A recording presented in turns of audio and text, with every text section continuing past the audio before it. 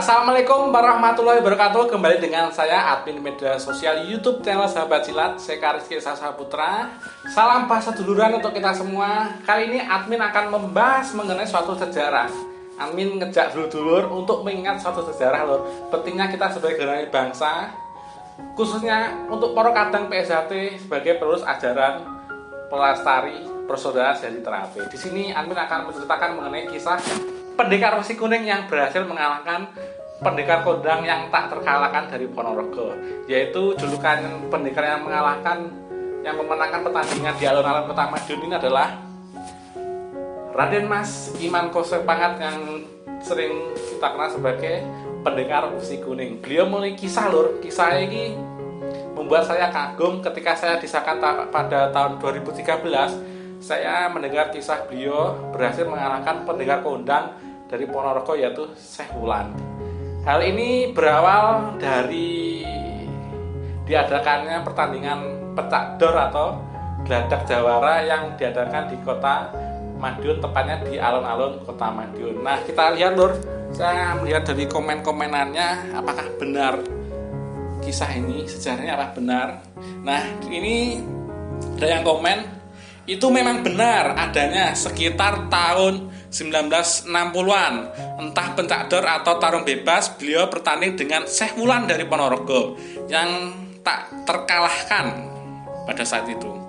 Ada saksinya hingga sekarang yaitu Mas Sarwono.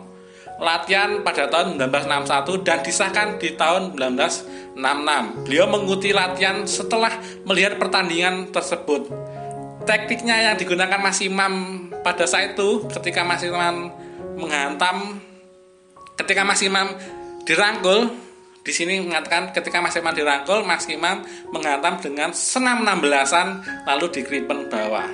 Nah, dulur, sing ngerti mek wong sejahtera tok senam 16-an iki. Ketika Mas Imam dirangkul, Mas Imam menghantam dengan 16-an dan lalu di kripen bawah.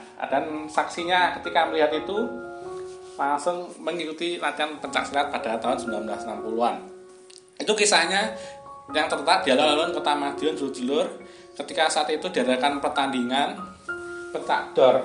Nah, di situ PSHT belum mengikuti pertandingan pencak dor, melainkan PSHT lebih mementingkan pertandingan-pertandingan yang resmi yang diadakan pemerintah.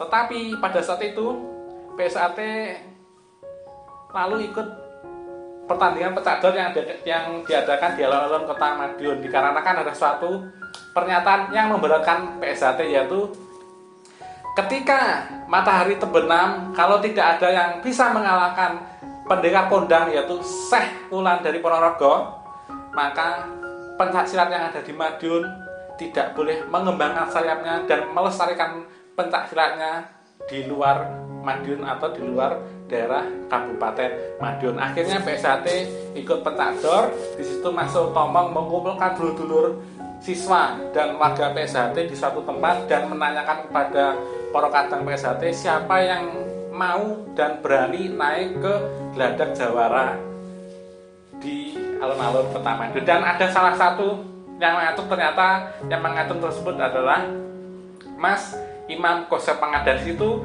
Mas Suetomo memberikan restu, dan yang Badini juga memberikan ritual kepada Mas Imam Kosepangat. Ritualnya adalah Mas Imam Kosepangat disuruh berdiri di atas tampah yang berisikan dengan kacang hijau. Nah, kacang hijau ini diyakini dapat meleburkan hal-hal yang negatif, karena di pertandingan pencak dor yang diadakan di alun-alun Kota Madiun tidak hanya pertandingan yang menggunakan kanuragan, melainkan juga kadikdayan.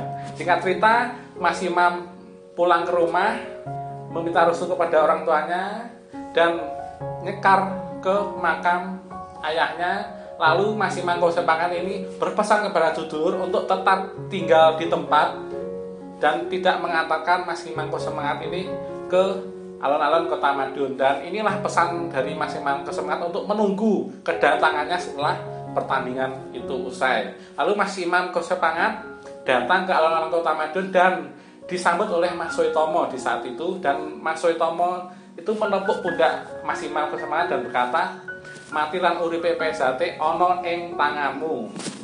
Lalu Mas Imam Kosepangat mengangguk. Mas Imam Kosepangat naik ke panggung dan menemui pendekar kondang yaitu Syekh Wulan, dan di situ Mas Imam berkata, apa boleh saya minta satu permintaan kepada Syekh Wulan? Dan Syekh Wulan menjawab, boleh, silakan. Nah, di situ Mas Imam Kosepangat meminta jika Mas Imam kalah, Mas Imam siap siswa-siswa Mas Imam untuk ikut latihan ke Syekh Wulan. Tapi ketika Mas Imam Kosepangat menang, maka santri-santri Syekh Wulan ini harus ikut latihan PSHT. Lalu Syekh Wulan mengatakan iya, lalu berlangsungnya pertandingan. Semua pasti mengira pertandingan ini akan berlangsung lama, tetapi tidak. Pertandingan ini berlangsung secara cepat, yaitu 1 menit 58 detik. Dan pertandingan di alun-alun Kota Madiun ini dimenangkan oleh pendekar besi kuning, yaitu Raden Mas Imam Kosepangat. Lalu pada tahun 70-an, Syekh Wulan ini bertandang ke rumah Raden Mas Imam Kosepangat.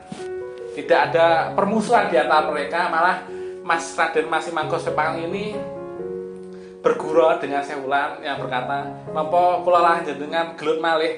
Bahasa Indonesia, "Apa saya dan kamu berkelahi lagi?" Tapi Mas Imam Kosepangat dan Syekh Wulan itu tertawa bersama. Di sini melihatkan bahwasanya pertandingan yang diadakan di alun-alun Kota Madiun itu pertandingan yang sportif. Jadi pertandingan sportif ini ketika pertandingan selesai ya segan apa-apa. Nah, di sini dapat disimpulkan bahwa suatu sejarah yang diciptakan oleh Mas Imam Kosepangat ini membawakan pencak silat yang ada di Madiun berkembang hingga sekarang. Sehingga kita sebagai generasi muda, kita semangat berlatih, kita kembangkan pencak silat, jangan sampai kita tidak cintakan budaya asli Batak Indonesia. Cukup sekian dari saya.